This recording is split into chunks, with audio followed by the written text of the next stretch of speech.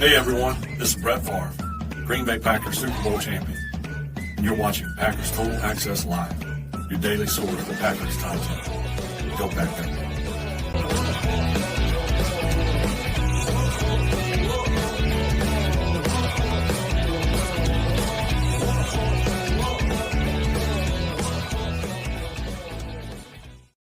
What's up, guys? Welcome into Packers Total Access. My name is Clayton. You can check us out on packernet.com. Find me on Twitter at Packers_access. Joined alongside Emilio in Tennessee. Yeah, we're here on Valentine's Day, and I know some people are going, oh boy, they are a couple rebels tonight. Emilio, I think I'm in good standing. Are you in good standing? I'm in good standing. I got to see the missus earlier today in between working. So she's out working tonight, so we're good to go. He said, I got to see the missus earlier today. I didn't know if maybe you had her tied up in the trunk. You opened the trunk. Went back to happy day.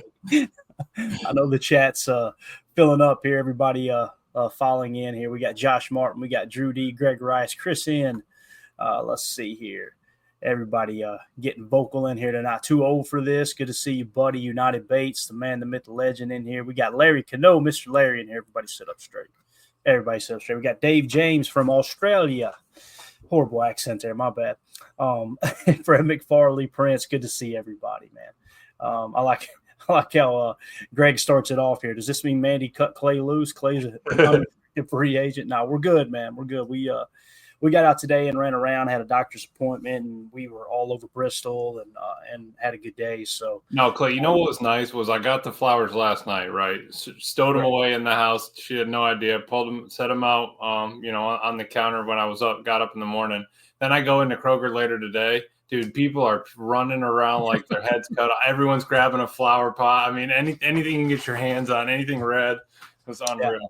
You got to do it the day before at a minimum. Yeah, that's key. And I'm that knucklehead that they see coming. I order it online. I pay the premium, and I didn't have to worry about it. So when we got back, they sent you a mailer, you would have been all over it. Yeah, right. When we got back home today, they were waiting at the house, so that worked out good. And this is our 25th Valentine's Day together, which is wild. Wow. People think, oh well, it's off and on. No, that's like continuous, guys. There's never been a breakup, not one. It's wild. A quarter century, Emilio. It went so fast. Congrats, man. Absolutely. It's been you've met Mandy, dude. It's been an absolute blast, dude. She's a nut job. I love it, man. She's just all over the joint all the time. A blast to hang out with. So really hit a home run there. There's no doubt. And people say that's probably because she's watching Clay. No, she's a home run. You batted out of your league on that one, Clay. Oh, big time, bro. You kidding me? Yeah. People say, I love your wife. I go, oh, she's awesome. I can't let her know that. Yeah, only tell me. Find out. Yeah, I can do way better than this guy. So anyway, though, good to see everybody in here. Jake Shavinka stream tonight. Y'all sleeping on the couch. It's funny, Mandy's down there on the couch right now. Man, she's watching You ever seen that the new, I guess it's newer, a TV show called Ghosts? I think it's on Netflix maybe or Prime. You seen it? You'd like it. This couple moves into a house. She has a near-death experience that triggers something to where she can see ghosts, and it's a comedy. The house is this old school house, and there's been a bunch of people pass away on the ground, so it's just like filled with all these different everything from like an old school Viking dude to a guy that died in the 80s to it's just really cool, man.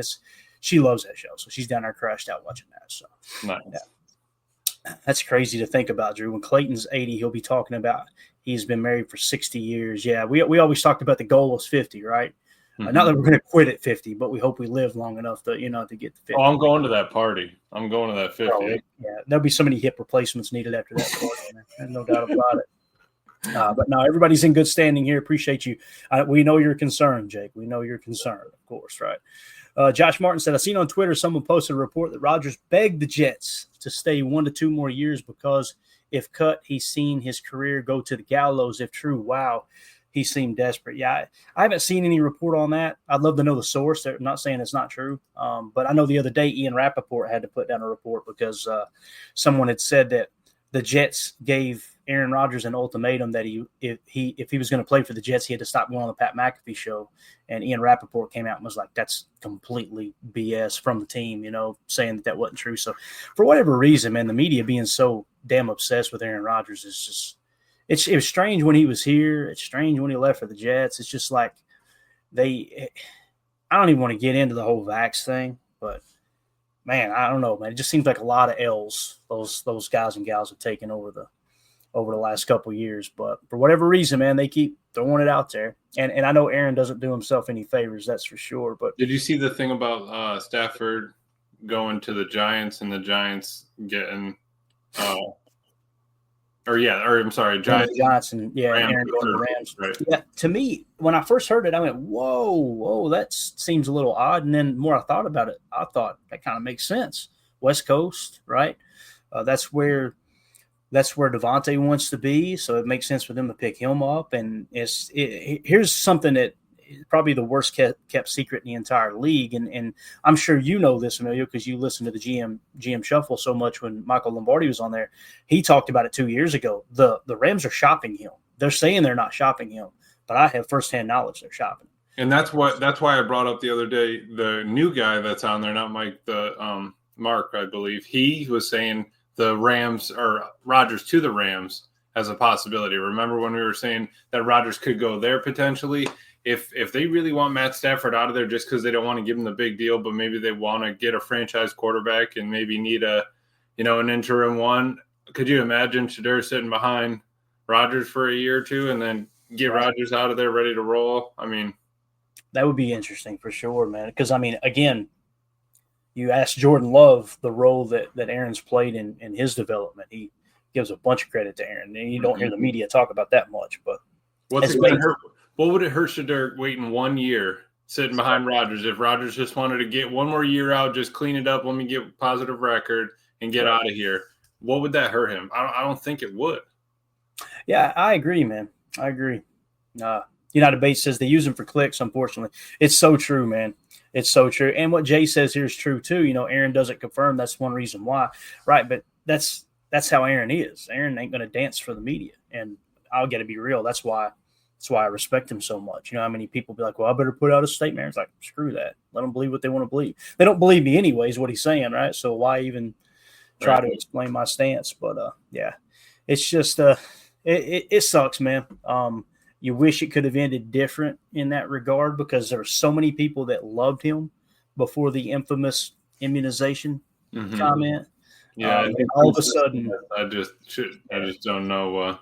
Yeah, and again, I always crack up people say it has nothing to do with that. Why I don't like him, and I love when people say that, especially on Twitter. I just go back through their Twitter and I search Aaron Rodgers and I go, oh, Hark, look. Immediately following that was the first negative thing you ever had to say about Aaron Rodgers. So, yeah. So anyway, let's we'll move away from that and let's talk about this question. Our good buddy Rob Westerman over at Green Bay Packers Daily had a great question. I thought he said, in their prime, you can add one of these guys to the Packers for the upcoming season. Who would you pick? All right, given our current roster, right? Who would you pick? Donald Driver, Greg Jennings, or Jordy Nelson? I put the poll question up. Let's see if we got some votes in here. Yeah, we got 32 votes already. Jordy Nelson leading the way at 75%, Greg Jennings second at 18%, and Donald Driver at 9%. So, again, we're talking one season based off of how the roster is currently created here, Emilio. Would you go with Jordy or would you go in a different direction, man? Yeah, I would. I was thinking on it. I would probably have to say Jordy. Just because when he was cooking, he had some speed. I think that we could use that as a vertical threat. He wasn't afraid to catch the deep ball. He could go up and get it. And, he was just a well-rounded wide receiver. I think it'd probably be Jordy, Driver, Jennings if I were to put them in an order. Mm-hmm. Too open this says, can I switch to Driver? We need that leadership. And that's a valid point with Donald Driver, man. He one of the best leaders in Packers history, right? Greg Jennings, not so much a leader, but man, he was a dog in his prime. Mm-hmm. I remember when he kind of emerged and it was like, man, this dude, how in the world he didn't go earlier in the draft? Because it felt like from day one he belonged. He didn't get maybe quite the opportunities you expect a rookie to get. But do you remember that video of the Greg Jennings video? Greg Jennings when he caught I wish I tell you, we need a part of that soundbite because we do. Okay, yeah, let's find that. Let's do that. I'll make a note. Yeah. Oh, it's one of the hardest hitting safeties in the yeah. We need to get that. Okay. I put the team on my back. Mm-hmm. Oh, it's epic, man. Epic. You guys don't know what we're talking about. You're going, this show sucks. It does. And if the show sucks, hit like for us. We appreciate you. And sub down there, and then you can just turn notifications off. Appreciate it. Sir. Yes, sir. So again, I figured Jordy would run away with it just based off of the current roster, and how you want to you need someone to stretch the field with Christian being gone. If Christian was healthy, right, then I would kind of maybe press a little more into Greg Jennings, like, hey, that guy that can move from Z to the slot. Jordy could do it all too. Mm-hmm. I mean, now that I really think about it, Emilio, Jordy hands down was the best of these three receivers, I believe. Right. Driver just had that longevity, and like I said, a team player, tougher than nails. Will go across the middle and take the lick. Man, that catch and run against San Francisco in the throwback unis, one of my favorite Packer plays of all time. Mm-hmm. You know which one I'm talking about, where he's throwing the dude off of his back and everything? Yeah, I'm pretty sure. Yeah, it's unbelievable. So I wish we could show that stuff, but it is what it is. And look they have no sleeves, all of them, right? That's a key to being a Packers wide receiver. And they all played. I mean, they all played great in their prime, absolutely. But I do think that that leadership is something you can't beat. But I think Jordy had a little bit of that. But yeah, man, that's a trifecta right there. Absolutely. Prince in the chat says 4K subs on the horizon, boys. Appreciate that, Prince. Absolutely. Yeah, if you guys want to be a part of that. You get that before the draft, right, Clay? That's a little goal there. That would be awesome, man. Absolutely awesome. And again, it's humbling that this many people, are even interested in subbing to the channel and tuning in when they get a chance. And if you're one of those people that just tune in here and there, man, you're just as valuable as the people that watch every day and want you to know we appreciate you. And it's been a blast, man. It's been an absolute blast. When I figured out, hey, we could go live on YouTube and cut the pod at the same time, why not do it? And, we love our podcast viewers, our listeners, don't get me wrong. But YouTube, man, you guys, it's so cool too, Emilio. Like if you watch other shows on YouTube, they're constantly complaining about how the YouTube comments are mean and they're this and they're that. Bro, ours, like, we weed those people out. Somebody gonna get in here and be an ass, they're gone, right? Yeah. It's so cool that we got a group of people that truly get along. I think that's awesome. Absolutely blessed.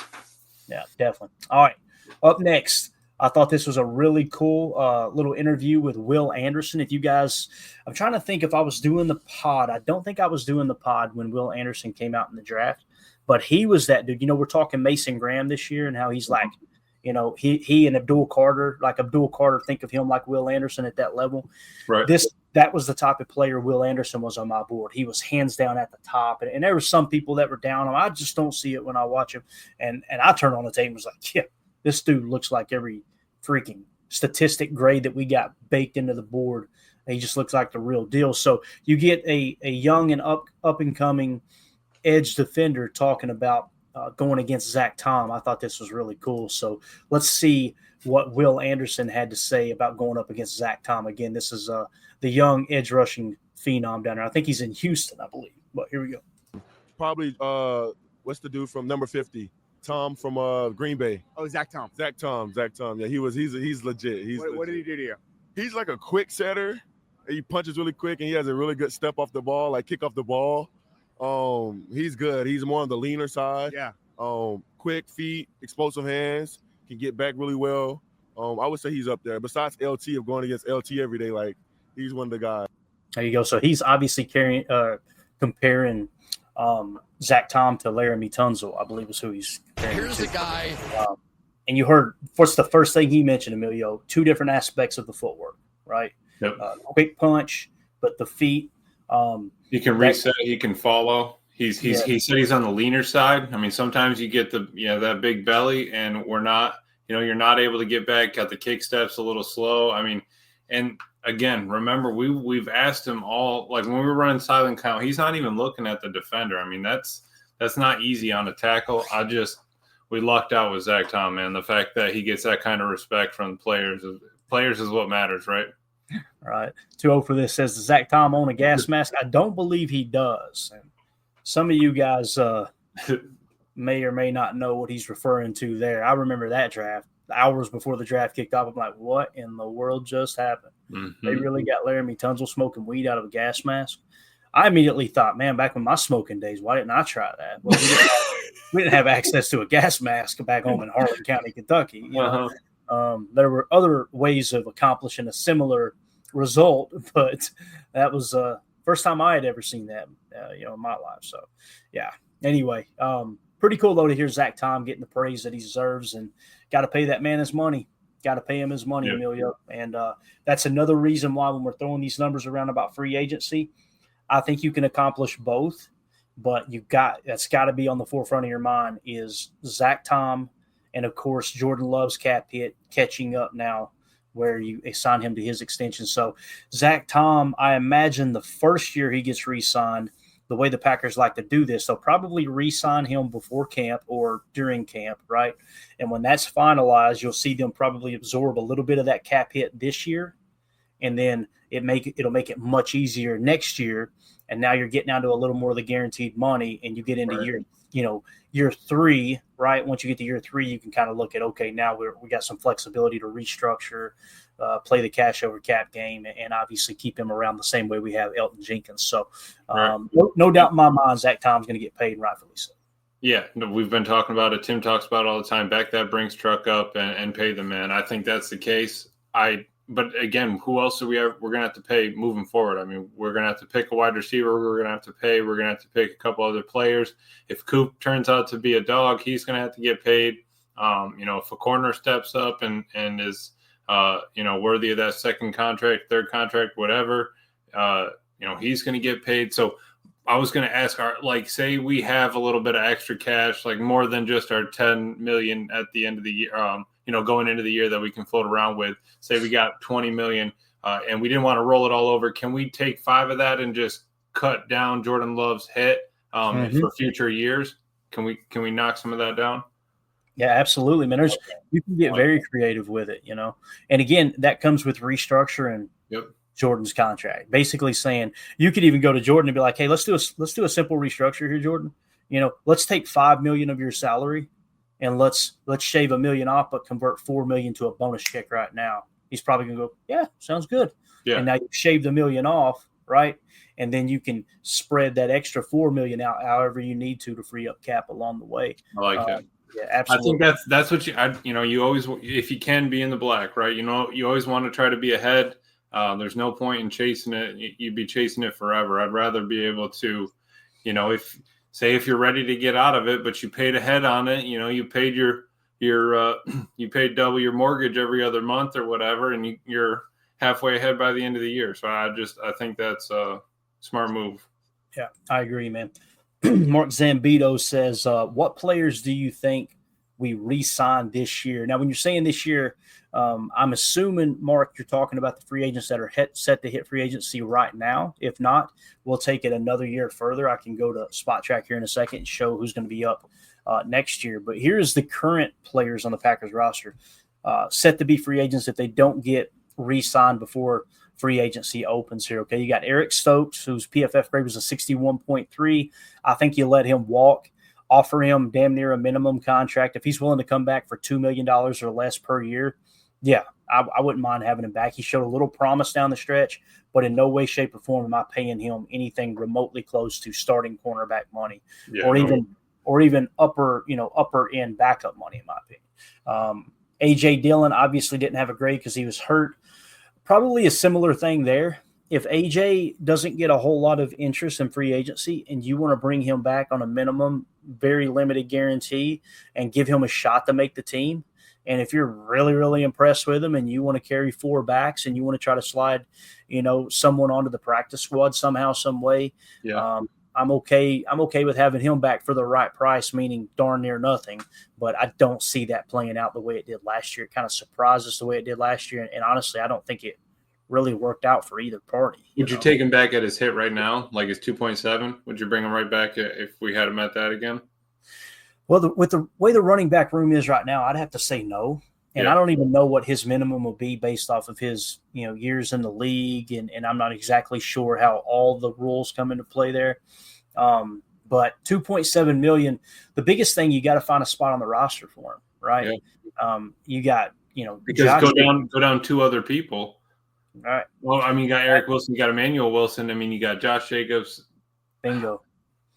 Yeah, so like with Josh Jacobs, you got Josh Jacobs, you got Emmanuel Wilson. They're gonna, in my opinion, they're gonna be on the roster. And Emmanuel Wilson, keep in mind, exclusive rights free agent. He will be back. The Packers will have him back. I have a hard time believing they let him just no, we're not interested in that exclusive rights free agency, right? So he'll be back. They're going to be looking to get a healthy Marshawn Lloyd on the field, and they really like Chris Brooks, and Chris Brooks is set to come back, from what I understand. That's right, man. So that's now the question becomes: can A.J. Dillon beat out Chris Brooks for that fourth running back spot?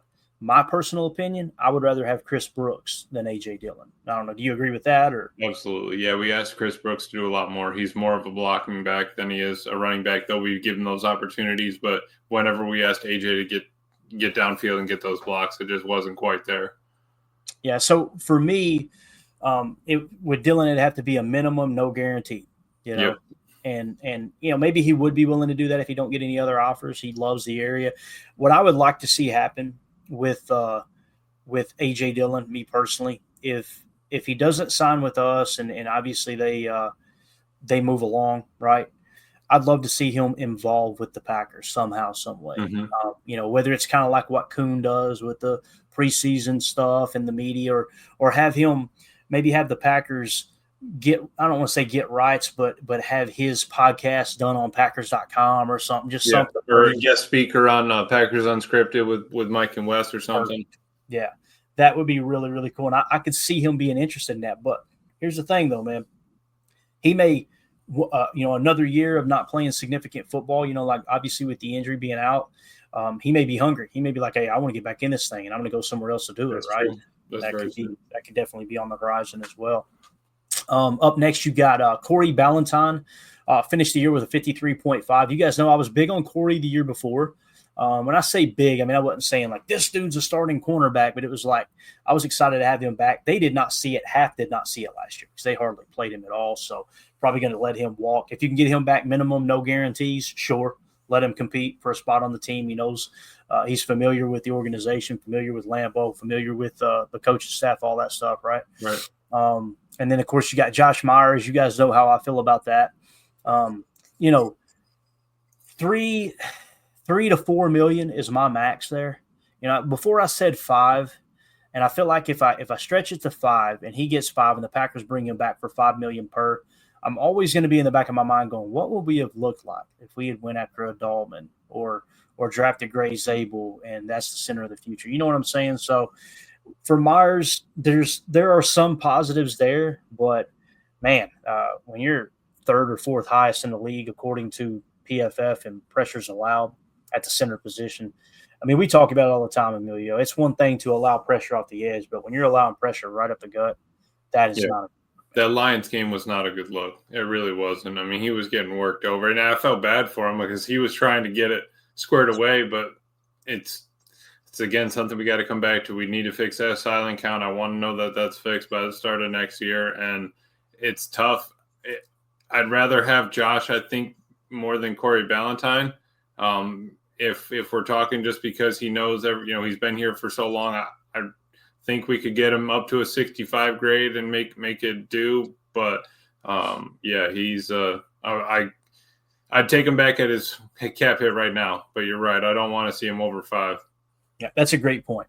If you can get him back $1.5 million, shoot, yeah, dude, sign me up. Right. I think he's going to hit the open market. They're going to look at his athleticism. There's going to be other people that had a very high grade on him coming out of college. I'm sure the Packers weren't the only one that had a second round grade on him. So it doesn't mean those teams are going to go pay 8, 9, 10 million, but they're probably willing to pay more than I will be willing to pay. But again, I would not be surprised if Goody sees him as a starting center and brings him back for significant money. That wouldn't surprise me at all. Eric Wilson is on this list is one of a few that I'm really, really high on. Eric Wilson, 64.3 last year, 1.3 million. If you can get him back around that same price, I want him back. That way you just got to fill one linebacker void if you let McDuffie truly walk. Yeah. I would like to have Eric Wilson back. Now, don't get me wrong, the tackle numbers we looked at last night and how, I can't remember who it was on NFL.com that was talking about how, man, you got a chance to go from the number 7 in missed tackles in a good way, right? 7th best team in tackling percentage up even higher if you just cut base with McDuffie and Wilson and slightly upgrade. I understand that, but at the same time, who's to say that if you go get if you go get 2 linebackers and one of those are a 6th or 7th rounder, if they're not even worse than Eric Wilson at tackling, Right. and all of a sudden you go from a 64 to a 55 and your special teams gets worse too. That's why I'm kind of like, for that price tag right there, I'd be all over Eric Wilson, bringing him back, man. All those points are true. I mean, he did all that. And again, came in when Quay got hurt. He was our green dot that we leaned on. It wasn't Isaiah McDuffie. It was Eric Wilson. He's, maybe if he didn't have to step in and be the green dot for so long, he wouldn't have affected the missed tackle percentage as much. But he tears up special teams. He's a leader when he's out there, when he has a green dot. And like you said, I'm not mad at it. Bring him back for under $2 million. I'm good with that. Absolutely. All right, moving along. Andre Dillard only played. I had to put in a red 13 snaps because he had a good grade, but it's like, man, he could not get. He had absolute zero value in any other position. It seemed like, other than backup left tackle, where Rasheed Walker we did not need a backup left tackle most of the year, Yeah. So I would walk from Andre Dillard, although if you can get him back, $1.1 million, no guarantees, invite him back to camp, I would be okay with that to tie up one of the 90s. No. Why not? Tell him why, Emilio. My boy, he's wearing 79. His name is Travis Glover. He does not need Andre Dillard out there. I love that you were dug in. Absolutely dug in. He got reps in a playoff game. Where was Andre Dillard in that playoff game? You know what I'm saying? Hey, that's a great point, man. I'm just as a rookie out of Georgia State, got reps in a playoff game against Jalen Carter.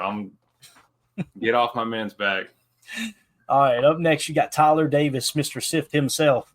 No grade last year, hurt again. I think that experiment's done, me personally. And listen, I know Matt LaFleur likes him a lot. He was a special teams contributor when he was healthy. I think it's just time to move on there. Zane Anderson's one I want back, Emilio. I'm thinking there's probably lack of tape. He won't get a whole lot of attention. But his PFF grade ended up being an 80.8.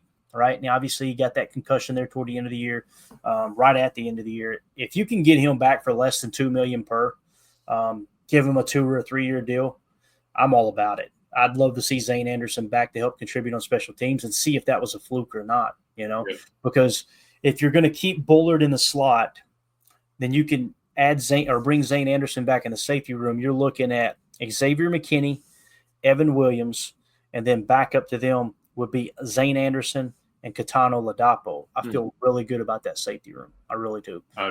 So what do you think about Zane? Are you on board with that one for the right price? Yeah. I think that's a perfect backup, and they rotate in, get that use special teams wise. I think it's perfect, and he produced when he got the opportunity. Right, that's so big. You've been waiting for however long. Dude's 28 years old, right? Everybody for the past 3, 4, 5 years. Who is Zane? Is he a ghost? Why is he on the team? Comes out, gets a pick. Everybody talks about him. I mean, that's how you make the most of your opportunity. You only get so many of them, especially in the NFL. I think that he kind of deserves it. Yeah, Fred McFarley said it's a banger there. It really is, man. It really is. Ben Holden said, can Anderson play corner? I have no reason to believe he can, Ben. Outside, I mean, maybe slot if we're asking. Slot, he spins down to the box, but I wouldn't set him outside on an island, no. Yeah, but I'm telling you, man, he really did impress. I remember we watched the tape a little bit after that game where he blew up, and it was when he peeled back on that pick. I mean, he was in the flat zone. He was in flat zone and peeled on the wheel route all the way back. And that's been the problem. Like when Barry was here, there were many times that the call was spot drop, and it's like, boys, there's a thing called looking for work. Mm-hmm. There's nothing in nobody on your side of the field. Go looking for work. Don't just stand in there and cover grass. Like Coach Haddad did an excellent job when we had him on the show. We need to get him back on the show. 100%. He talked about, we tell people when we play country quarters, which is spot drop, when we play that, a blade of grass has never gained 1 yard on a team. If you don't have somebody in your zone, look for work. Look for work. Don't just sit there like a statue. And that's where Quay has struggled in the past. And Edgerrin Cooper, he probably is a little more shows a little too much freedom. He's like, nobody in my area. I'm going to run all the way across the field, make a tackle. Right. And that's where Matt LaFleur's like, listen, he's not doing everything perfect. It looks good right now, but is going to end up making a mistake if he keeps playing too free. Mm-hmm. But I think they're okay with, again, I've talked about this 1,000 times. I'm okay. If you're going to make a mistake, make it big. That's what Coach D'Amato said on any given Sunday. You want to make a mistake, make it big. I won't eat your lunch for that. Go.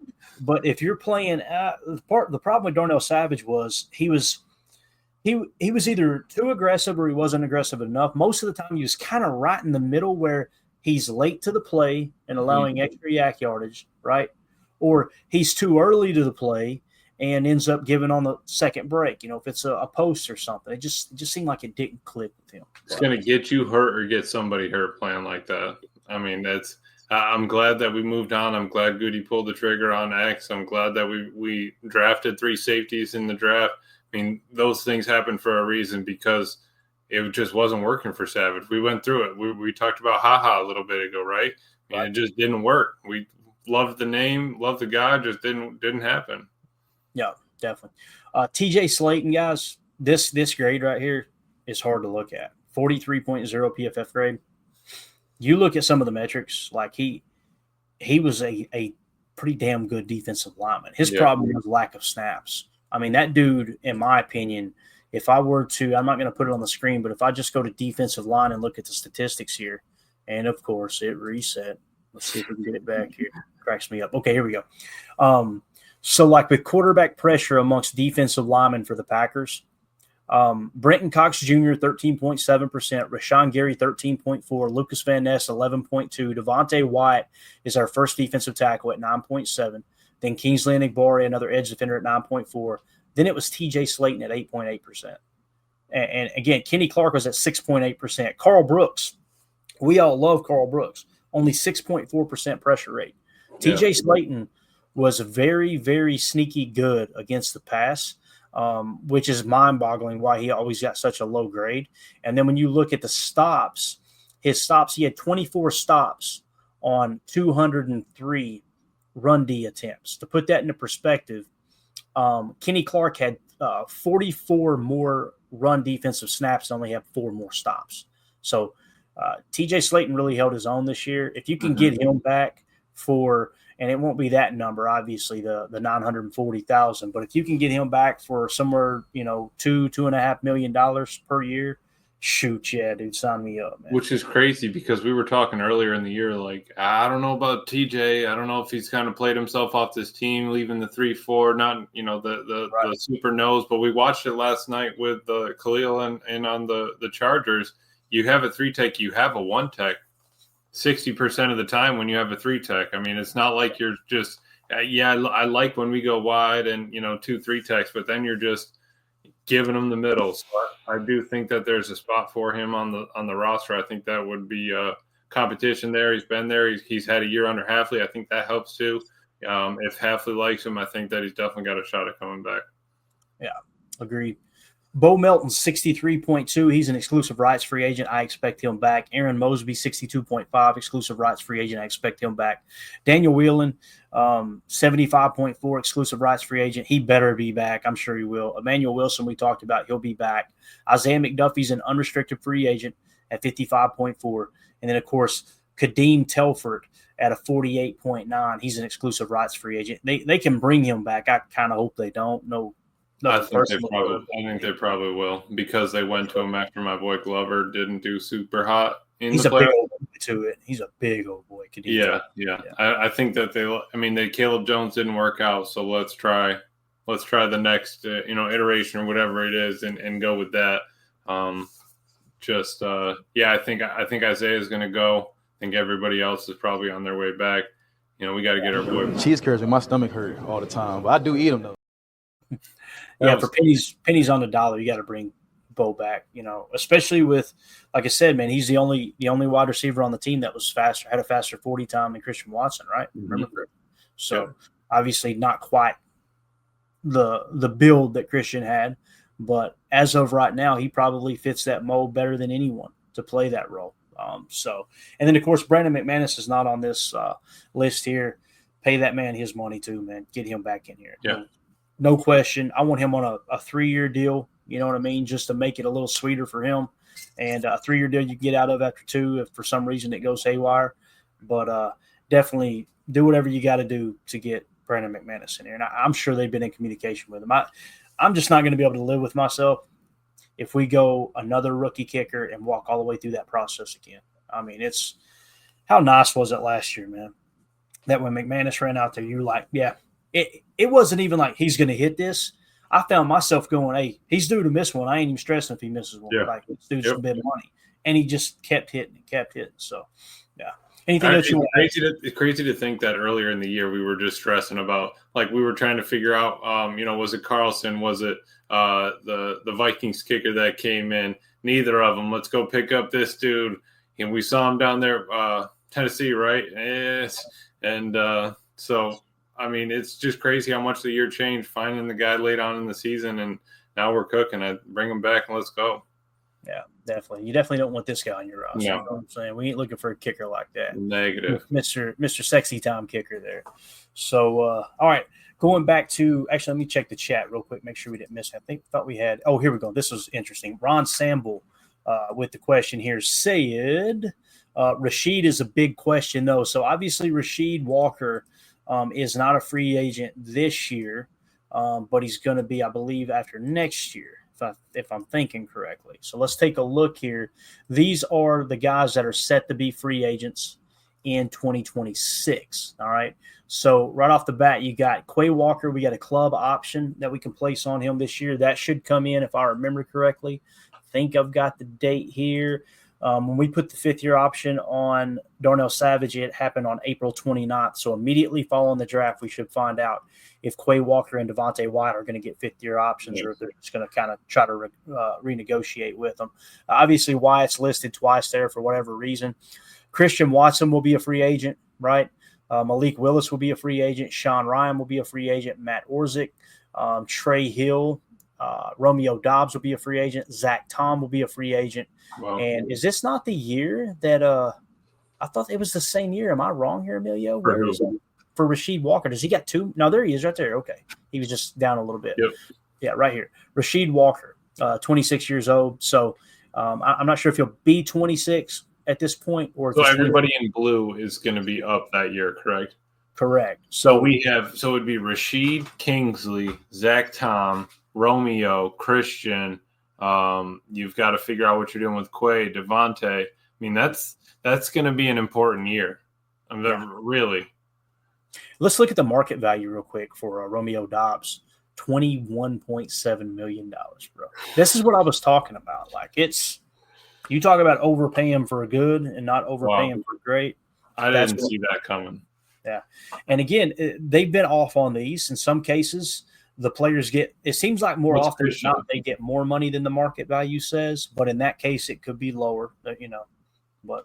Can we see Christians, or is it just for Romeo? Is he the only one? I don't think it's going to show. Okay, Yeah, I got you. I have one for Christian, but I imagine it would be similar to Romeo, to be honest with you. When we were talking, hey, let's come out there with 10, 12 million per for both of them, see who accepts it.